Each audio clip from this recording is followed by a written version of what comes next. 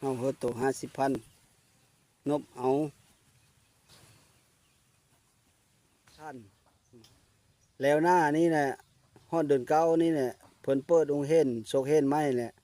เอาหนูหน้าไปโรงเรียนได้เด้อได้บ่เฮอหนูหน้าเฮาโรงเรียนน่ะได้บ่ก็มันไปเฮาโรงเรียนน้ำหมู่ได้บ่ แก่หู เฮ็ดกับแม่ไปเลยจักยัง4ป่องบ่ ยังสี่ปัง เออ เอากี่ปองนึง เออ น่าตัวนี้น้อยนี่นะ สองทางติดต่อมนต์ซ้อเสียงผู้ไทยก็กราบทักทายสบายดีและสวัสดีพ่อแม่พี่น้องสุขุสุขคนมื้อนี้ก็คอยบ่มนต์ก็ได้พาทุกคนมาว่าสิไปหาหนูนาทุกคนแต่ว่าคอยมาแวะเบิ่งแบอยู่นี่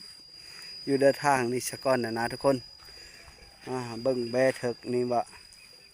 แต่ว่าเขาเจ้าบ่ได้เว้าจะขายดอกคอยจะเบิ่งแหละก็เฮอราคา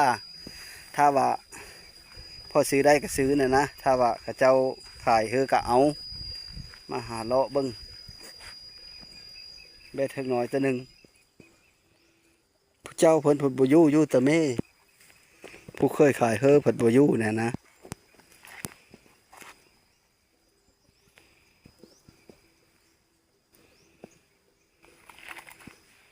งามแล้วครับคักแล้วแบเสะบ่ได้ซื้อก็ได้เบิ่งก็เอาพอได้แห้งทุกคนมัน มีหลายเฮ็ดได้ในอื่นล่ะหาแบไปน้ำฝนก็จะตกแล้วนะมืดมาแล้วทุกคนตกมาแล้วโอ้มืดกึบมาเลยคนละเถงแล้วกันนะ มามือหน้าก่อนเด้อมื้อนี้น่ะค่อยมาก็บ่ได้ถือตุ้มมานำเอากะมือหน้าพุ่นแหละเอาอยู่1,600,000น่ะได้เด้อมามือหน้าจังมาเอามื้อนี้ก็ไปหาหนูหน้าก่อนไปจอบเบิ่งมันจักมันละได้กินพี่เลยนะถ้าเขาหาลูกไม้เก่งเด้ได้เลยลูกไม้เชอะเจ้าเห็นบอกคลิปคอย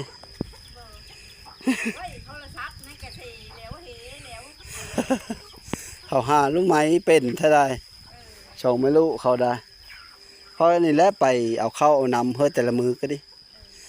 3-4มือมาเธอหนึ่งบ่ามือมามึงเธอก็เล่นมือมาแหละมื้อนี้แหละค่อยบริมาได้2 มือแล้วค่อยเดี๋ยวไปเบิ่งอีกก่อนสบายดีทุกคนตอนนี้ค่อยกะมาฮอดเฮิรนหนูหน้าแล้วบ้านนี่กันหาบ่เห็นจักอยู่ทางเลยไปถามไปหาบ่เลาะเบิ่งนำกันทุกคน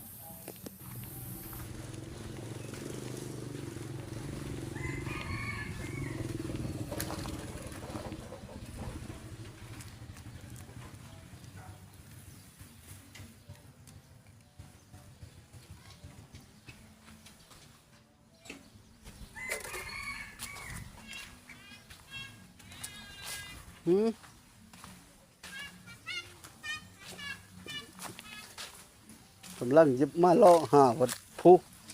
มาแต่พุ่นแล้วทุกคนคอยหาอยู่ในเฮิรนนี่บ่เห็นนี่อยู่แต่เสียงป้ามาแล้วบ้านนี่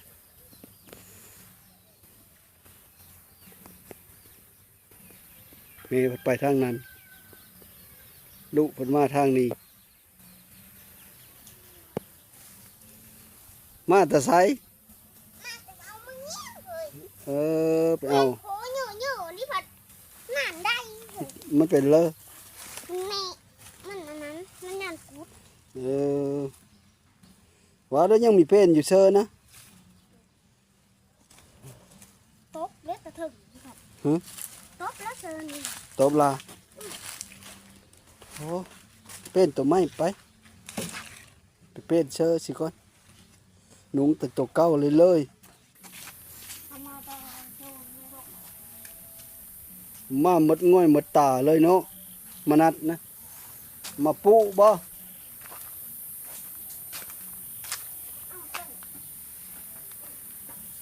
ปูได้ง่อยมันนั่นนะว่าง่อยมันน่ะปูได้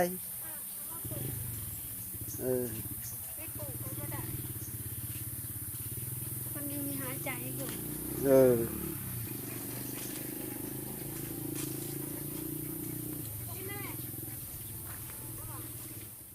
โตบ่แม่นนะ ก็แมนผู ฮะ ต้องแมนกับผูนี้แม่แมนกับแม่แมน เออ ปืนไหล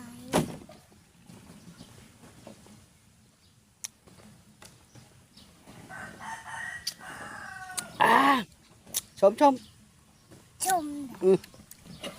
เฉลยนะปาตะเป็นโนดคักอะไรคือโนดยักษ์กระดานนี่ คือบนโนดยักษ์กระดานนะกันบ่ช่วยหน้าลูกเตาเลย นี่เฮ้ยสวยอ่ะตัวนี้วัน มั นี้ นก็บ่งามและเฮากองคอยนะหน้าโนดมันยาวนะเห็นบ่ มันยังแต้ม มันมีโนดแล้วมันก็บ่งามเลยนะเก่าอ้อมีอ้อได้หน้าคันมีช่วยหน้าสิ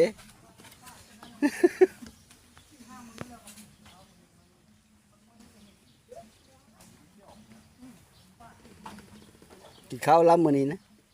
กินข้าวล้ำมื้อนี้ยังอยู่บ่ข้าวสารยังอยู่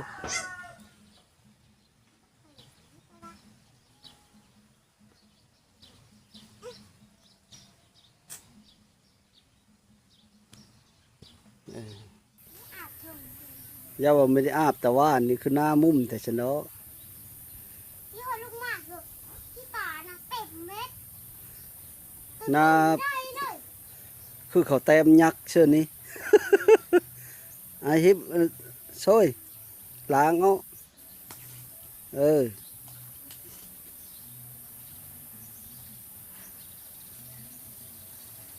คนดำทะเลบแห้งเต็กมีโนดเห็นเนาะมีโนดแต่น้อยก็ได้ไปเอายูเซอร์ขันมันมังเงียวนี่นะไปเอาเฮิรนเพ้อ อย่างมันดี ตัวเขาค่อยเห็นมีบ่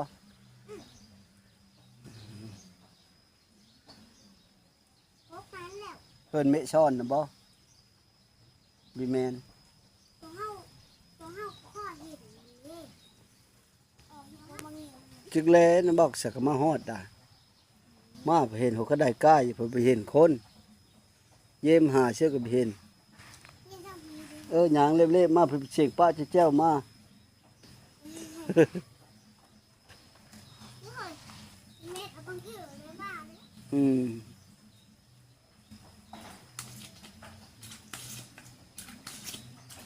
นี่นานช่วยนาน่ะเนาะเฮาจับกระบวยเทาะเสมือตัวจกเอาแล้วกระบวยอันนั้นนะก็ได้คือกันเอาแล้ว พอแล้วกินข้าวกับปลากระป๋องปลากระป๋องนั้นแล้วบ่เฮยเอามาซื้อเฮอแล้วผมบ่กินเลยหมดจักป่องแล้วจ้ะยัง4ป่องบ่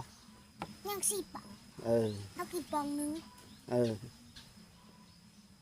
น่าตัวนี้น้อยนี่นะ คืนได้เชย นี่น้อยนะ อืม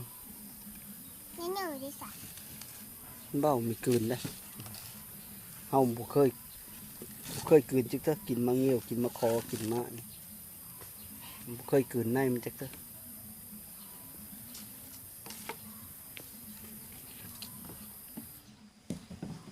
กินมะไผ่ดิสัตว์ มาไฟเถอะคืนมาไฟมะเงี้ยวฉันมันเคยคืนมะคอกับบ่เคยคืน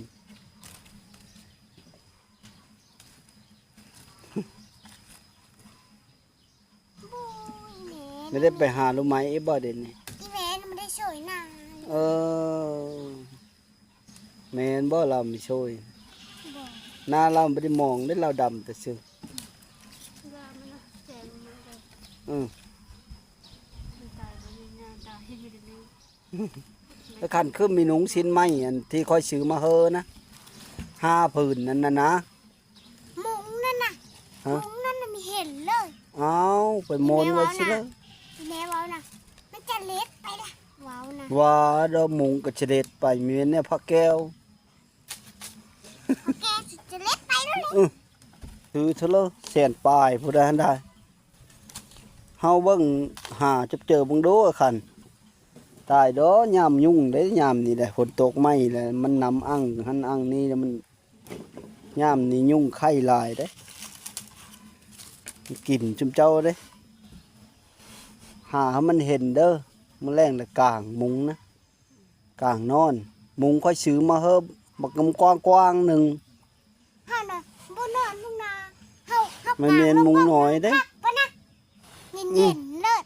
มุงก็มุงงามยังหอมอยู่ชื่อเฮิบไม่ไหม้เพิ่นหาลงบนไหวเลยพาอี5 ผืนโพ พาจะเห็นอยู่ เห็นบ่พานะ อยู่โตอยู่ถงลุงเอกนั่นดิ เออ อยู่ถงลุงเอกนั่นดิพา พาน่ะบ่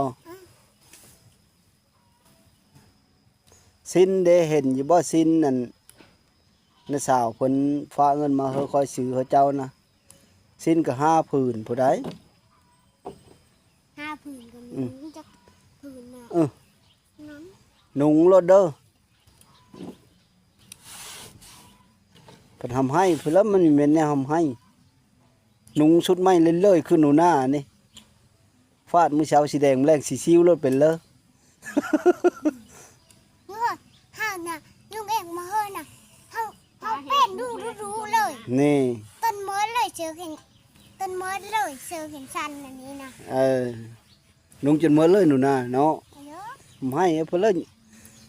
แม่นแนวทำให้ เงินค้ำผู้จังทำให้เนาะ มันเป็นตะผัดตะไคร้เปิด วันนี้มันเป็นมาเปิดไปจักอ้าว เออ แพทเมิร์ดก็ชื่ออ้าว เออ จักก็มันมีนำที่ลงบนเป็นบาท นำก็มีเลยนำช้างก็ดิ เขาเท่เหมือนเขาเท่เนี่ยกะ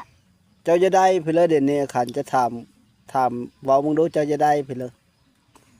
สิ่งที่เจ้าจะได้ เจ้าจะได้เพิ่นเลยมาเชื่อเฮินเจ้านี่เจ้าจะได้เพิ่นเลยเครื่องใช้ของชอยเพิ่นเลยหันนี่น่ะนะ นี่ได้แล้วพี่นี่ได้อันนี้สวย หึ หาเสามาไว้แล้ว จะได้เลยจะได้ตูบนี่บ่หมางอ้อมบ่อันหลังมุงยานะเอ็ดไม้บ่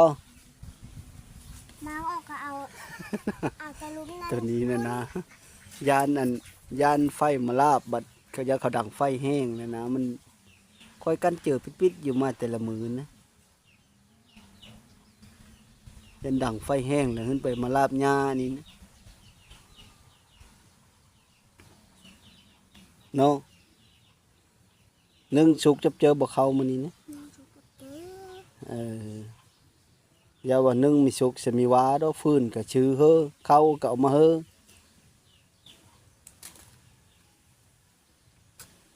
นึ่งโตนั่นแหละแม่โตบ่เบิ่งก็โตแหละเฝ้ามวยเข้าน่ะเด้อชุมไฟเซอมันจะยอบแล้วก็ดังเซออีฟื้นมันถอยออกมาหลายก็สุกเฮาเด้อ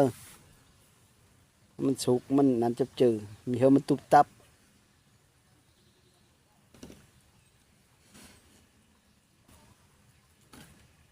เฮามาเจาะเบิ่งโตซื่อๆเฮายันโตมีนกินยันเข้าโตหมดยังอยู่เข้ากันเนาะเมื่อวานนี่ก็บ่ได้มามื้อชื่นก็บ่ได้มาไปแจกว่านนี่ก็ไปหาซื้อแบ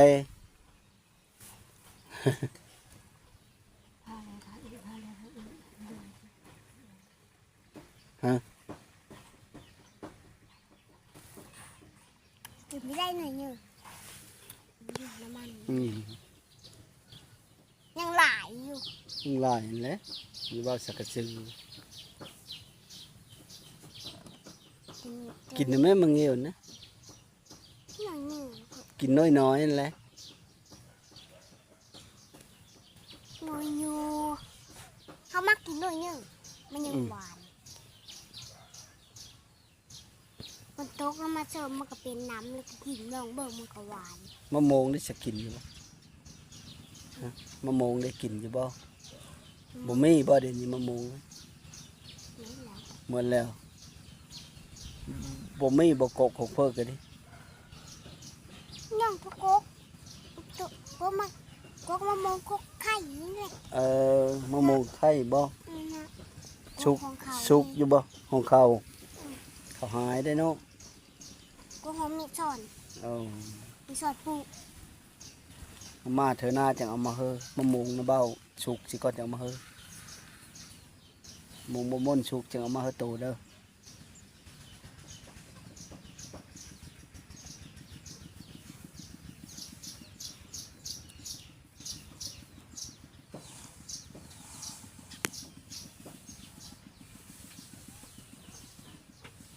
ไม่ได้ฟันเพิ่นบ่หน้าคืนนี่แล้วขันบ่เลขค่อยๆได้ก็สิซื้อเลขนี่เอา6โตโลดได้ เป็นตะเบาะเดี่ยวเลขแม่นเถอะเจ้านะคือเราฟันคิ้ว อยู่หวานเนี่ยไปมาไปพี่น่ะเขาบอกเอาเล็กเหรอเอาเล็กกุ๊กบอกเนี่ย มือเลย เอามือนั้นดิ เออ ตอนไปมันดิ เขาถามแล้วเราบอกว่าเลขกุ้งบ่ อืม ออกบ่หันนะชะมอย ชะมอยเนาะลึก เป็น เงี้ย เขาจนเขาบอกเนี่ยเอาไปเล็กเอาไปเล็กเนี่ย อืม เรียกเพื่อเรียกกุ้งบอก เออ บอกเนี่ยแล้วก็บอกมันชื่อไร เขาเอานะ อืม บอกมันถือใด อืมเพื่อนพอมันบอกว่ามันชื่อเนี่ยมันชื่อเงินไรบอกเขาบอกเนี่ย เออ บอกไปนี้มันมีชื่อ มีถือช อืม ำโอ้บ่ได้เลิงแหละเสียเนาะมื้ออื่นนี่เลขไทยเอานะมื้ออื่นบ่ลืมมื้อนี้เนาะ บูน่ะมันก็รู้ เจ็บอยู่ มัน ช่ ก็ วย เบอร์ใหญ่กินเฮาป่าเลยนะ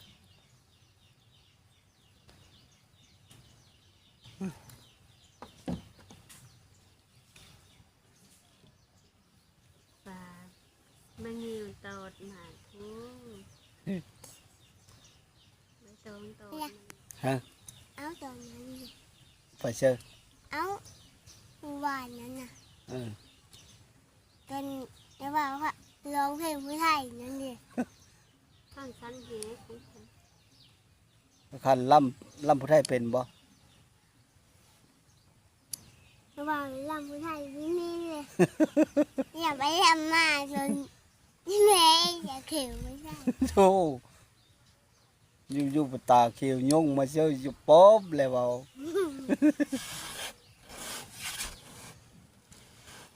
เพิ่นละมียานได้เนาะมื้อนี้คือปกติมื้อนี้พัด เป็นสีชมดาวของเราบักเตอร์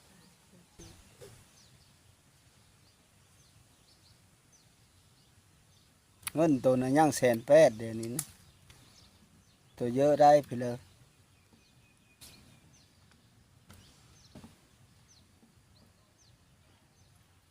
เงินที่เอาไว้นำนาบ้าวนี่นะย่าง180,000เดี๋ยวนี้นะตัวจะได้ไปเลยหรือว่าเอาไว้ซื้อข้าวอย่างเดียวบ่เจ้าจะได้เพื่อใช้คันไว้ซื้อข้าวบ่หรือนั่นเลย นี่ได้มันก็บอกเพียงเดียวเนาะ แม่บอกเลยว่ากระบอกพิงเดียว พี่เลยดี มากระบอกพิงเดียว มันกระบอกเพียงเดียว เยอะ บ่จักแล้วมันกระบอกเพียงเดียว พี่นี่นกขวัญยาไม่ใช่ จะได้มันกระบอกเพียงเดียวหาเก็บเอาแล้วเอาบอนเขาผ้าขายพุ่นแหล้ว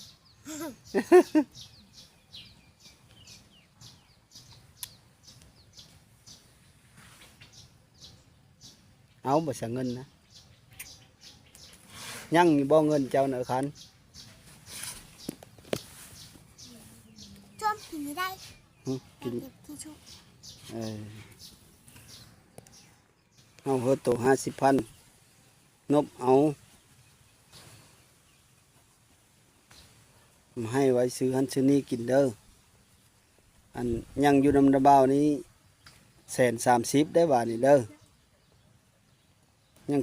130,000 บาทนี่ไว้ยามมีแล้วก็ยังเข้าวโตเมิดก็เอาซื้อข้าวมากินซื้อข้าวสารมาเฮ้อ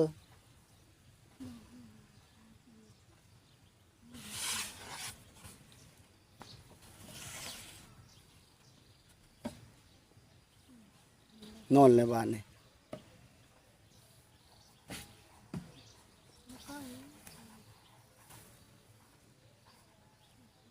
อย่านอนไม่ลุกมันนะแม่นะเงินเฮอแล้วพนอนเมื่อแล้วได้เสดอเบ้าเมื่อได้บาทนี่สุดท้ายอ่ะ ผักมันทุก ว้าวไหม มีกระแตก ว้าวนะแม่ ผักมันทุกเสร็จแล้วเขาคนมีผักทำห้องดูเก่งมันผักทำห้องมันได้ พระทำห้องเชลเลอวะพระทำห้องอยู่เชลเลอ มันเกิดมาเองมันผักทำห้อง อยู่ดอลเลอร์ มันป้งเลยคือนี่เอง โป่งเดอขี้หินพระทำห้องโป่งอยู่เดอขี้หิน เป็นเลย300 ปี สาม ในพม่า 300-400 ปี ตอนนี้ก็เจอกันอีก เดี๋ยว เฮ็ดมูนเดียวเลย เราเอาไปทางย่านเนาะนะ ผ้าผ้าตัวหาว่ากินนี่แหละอันนี้ลองเพลง15 ปี เออ นี่ทาง พระทำห้องนะร้องเพลง15 ปี พระเจ้ายืนลองเพลง 15 ปีอันไทยดำลำพันธ์นะบ่ ต้น 15 ปีที่ไทยเฮาห่างแดนไกลนะบ่ เอ เขาล อ องจะท เออลองอยู่เด้อทำผมบ่โอ้แล้วก็ปบเชิกว่างหันเด้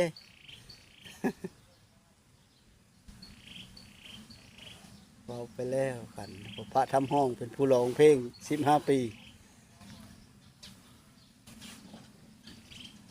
ำน้องกับผ้าดำมองกันกัน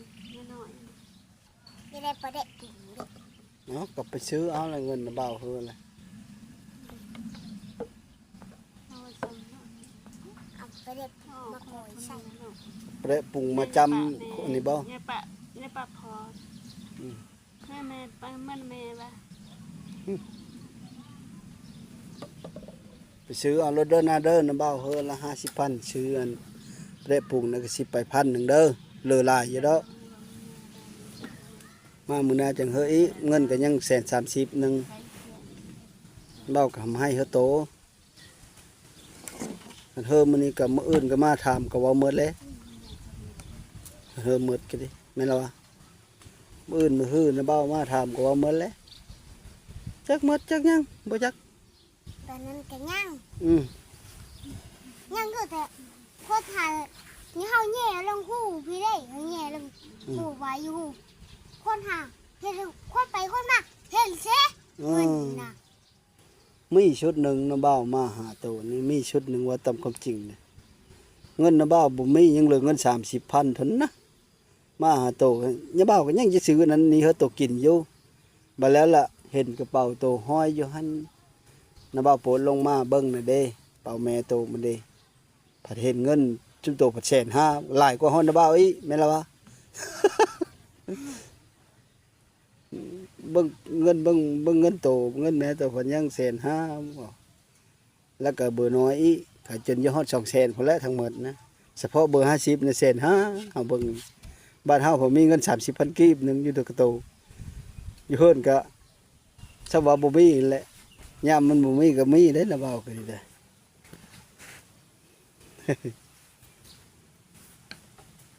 มันมีขู่ย่ามได้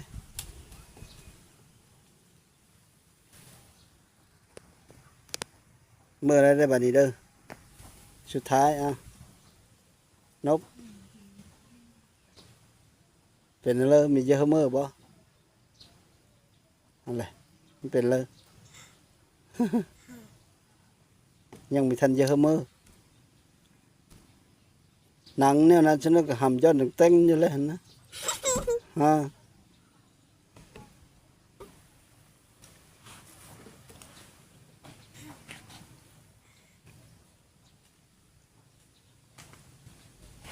ว่านนี่กินเพื่อว่านนี่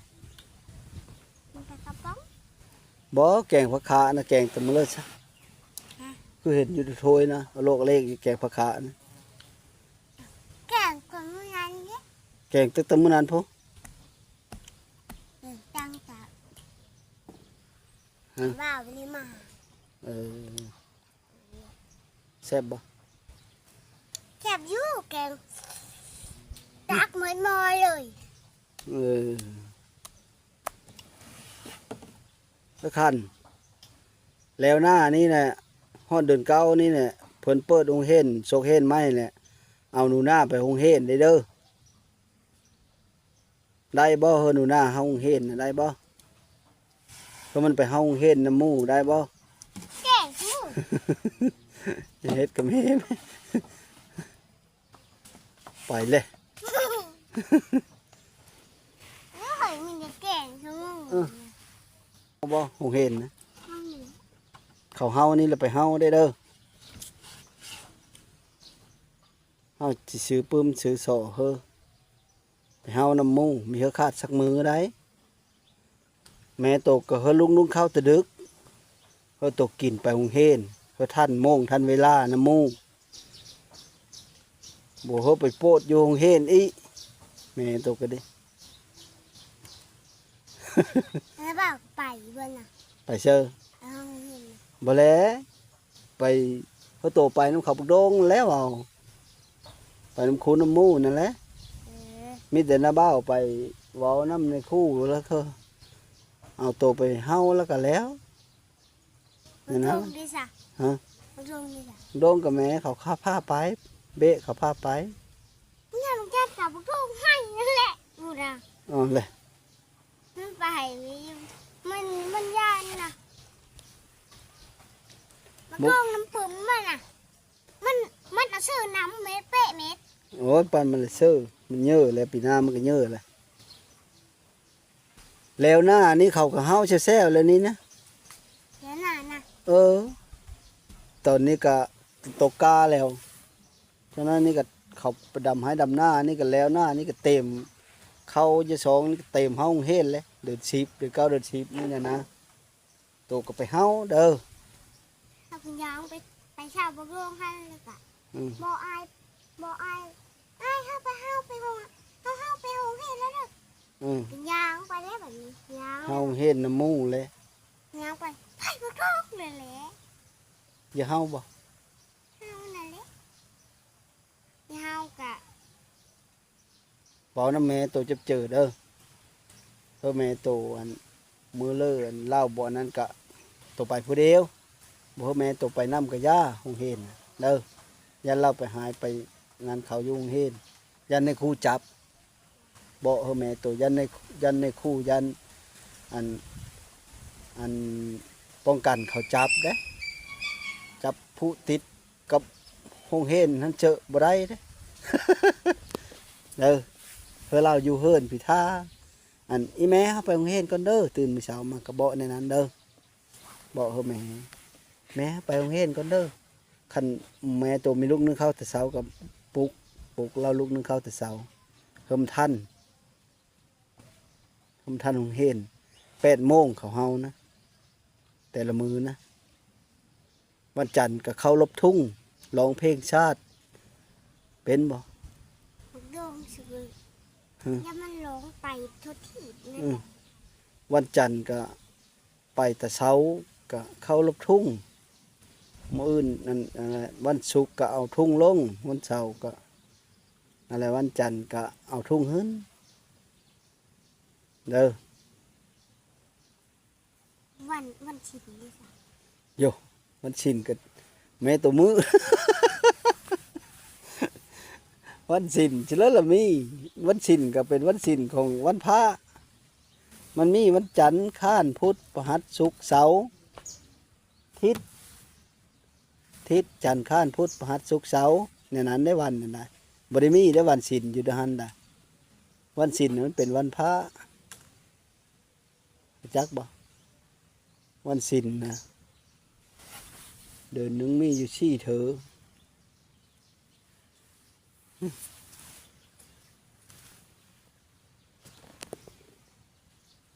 ถ้าว่ามือใช่ว่าประโยชน์ผลมีตัวท สิมื้อแล้วบ่อย่าลืมได้อเฮาอย่าเฮาเห็นนะบ่เอาแม่ตัวเต็มเด้อเด้อซื้อทรงขาวซื้อเสื้อขาวแล้วก็ทรงดำเฮอโตเต็มเฮาเห็นเกือบก็ได้แล้ว ำได้เลยอยู่เป่าหัน ฮะ ได้เลยอยู่เป่าหัน อันเลย เกือบตีมาบานนั่นนะ นี่เอามาเสียซะ เอาละบ่าซื้อเฮิน แม่นแล้วเนาะ เอาไว้ซื้อเฮาเห็น อืมเกือบก็ได้หลายๆคูแล้วเกือบไปซื้อแต่ยังแต่ทรง